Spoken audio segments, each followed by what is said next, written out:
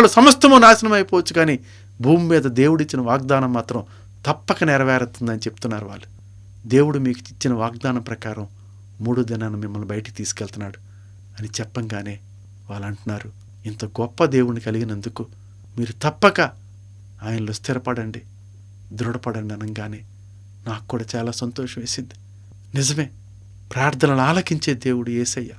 ఆపత్కాలంలో మొర్రపెడితే అద్భుత ఆశ్చర్య కార్యాలు చేసే దేవుడు యేసయ్య. వాగ్దానాలు ఇచ్చి నెరవేర్చే దేవుడు యేసయ్య. మానవులతో మాట్లాడే దేవుడు యేసయ్య. 80-90 లక్షల రూపాయల భవంతు పడిపోయినందుకు చింతించాను. నా జీవితం నాశనం అయిపోయిందని చెప్పి ఎంతో ఏడ్చాను. జైల్లో మగ్గిపోతున్నానని చెప్పి కన్నీరు కార్చి ఏడ్చాను. కానీ నాతో మాట్లాడే దేవుడు, ప్రార్థన చేస్తే ఆలకించే దేవుడు, అద్భుత ఆశ్చర్య కార్యాలు చేసే దేవుడు, ఇంత గొప్ప దేవుని కలిగినందుకు నిజంగానే నేను సంతోషించాను. ప్రియులారా, ఏవో మోసపు మాటలు చెప్పి మిమ్మల్ని అందరినీ కూడా యేసే వైపు తిప్పాలని చెప్పి నా ఉద్దేశం కాదు. కానీ నా జీవితంలో యథార్థముగా నా కళ్ళతో నేను దేన్ని చూశానో, నా చేతులతో నేను దేన్ని తాకానో, నా చెవులతో నేను దేన్ని విన్నానో అదే ప్రకటించాలనే ఆశ తప్ప వేరే ఉద్దేశం కాదు. ఏదో డబ్బు సంపాదించుకోవాలని ఇది మార్గమని ఎన్నుకోలేదు. ఏదో వ్యాపారంగా దీన్ని వృత్తి చేపట్టాలనే ఉద్దేశం కాదు. కానీ ఈ దినాన్న మన కళ్ళ ముందు ఎన్నో కుటుంబాలు భయంకరమైన కుటుంబ సమస్యలతో ఆత్మహత్య చేసుకోవడానికి ఎంతో దగ్గరగా ఉన్న వారిని చూస్తున్నాం. ఎంతోమంది మగవాళ్ళు తాగుడు వ్యసనానికి లోనైపోయి ఎన్నో కుటుంబాలను నాశనం చేస్తున్న వారిని చూస్తున్నాం. ప్రభుత్వం వారి కోసం ఎన్నో లక్షలు ఖర్చు పెడుతున్నారు. ఎంతోమంది గజ దొంగలు, పెద్ద పెద్ద ఆలయాల్లో ఖరీదైన పథకాలను కూడా దొంగతనం చేసిన దొంగలు కూడా పట్టుకోవటానికి ప్రభుత్వం ఈ దినాన్ని ఎంతో డబ్బు ఖర్చు పెడుతున్నా ప్రభుత్వాలు ఏమాత్రం కూడా సాధ్యమవని భయంకర పరిస్థితుల్లో ఈరోజు భయంకరమైన గజ దొంగలు సాక్ష్యం చెప్తున్నారు. మమ్మల్ని యేసయ్య పట్టుకున్నాడు, మేము దొంగతనాలు మానేశామని చెప్పి. భయంకరమైన తాగుబోతులు సాక్ష్యం చెప్తున్నారు, యేసయ్య మాతో మాట్లాడటం వల్ల మేము తాగుడు దూరం అయిపోయని చెప్పి. భయంకరమైన వ్యాధులతో హాస్పిటల్లో కృంగిపోయి ఆస్తులన్నీ ఖర్చు పెట్టిన వారు, డాక్టర్లు ఏమీ చేతకాక శవం లాంటి మనుషుల్ని తిరిగి ఇంటికి పంపించేస్తే యేసయ్య మమ్మల్ని రక్షించి కాపాడి స్వస్థతనిచ్చాడని చెప్పి లక్షల మంది ప్రజల మధ్యలో డాక్టర్ల సర్టిఫికెట్ పట్టుకొని సాక్ష్యం చెప్పిన మనుషులను చూస్తున్నాం.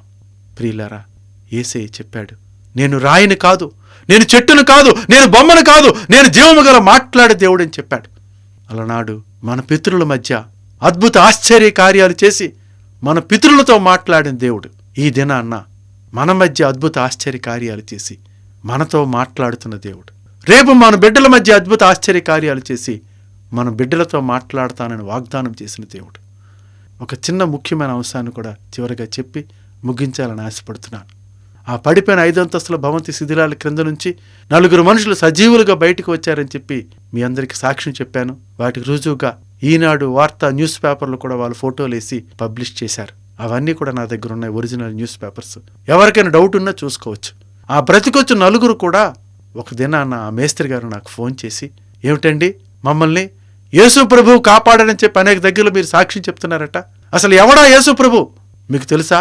మేము బ్రతికొచ్చిన తర్వాత మా ఊరు వెళ్ళి అమ్మవారి పండుగ చేసుకుని గొర్రెపోతులు బలిచ్చాం, మమ్మల్ని కాపాడి రక్షించింది మా ఊరు అమ్మవారే అని చెప్పి నాకు ఫోన్ చేసి వార్నింగ్ ఇచ్చి, ఈ రోజు నుంచి అలా చెప్తే మర్యాద ఉండదని చెప్తే ఆ రోజు నుంచి నేను సాక్ష్యం చెప్పడం మానేసి నా గదిలోకి వెళ్ళి కన్నీటితో ప్రార్థన చేశాను.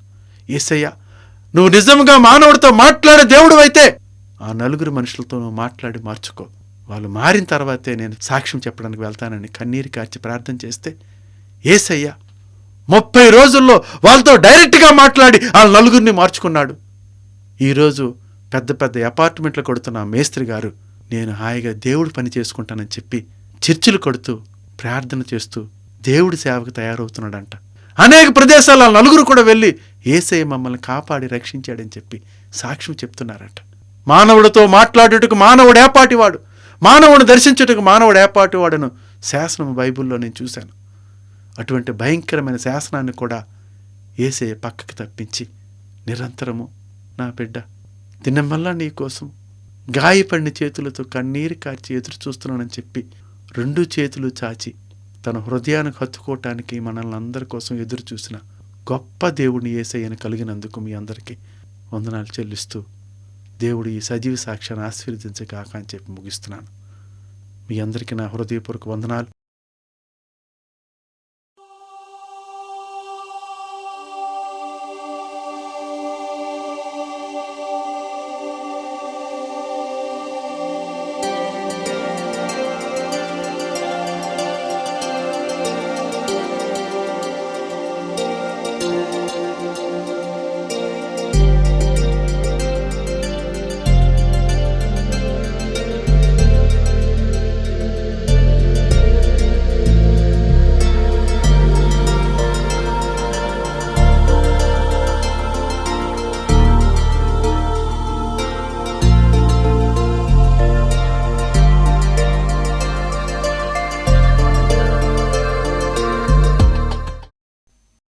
నా అడ్రస్సు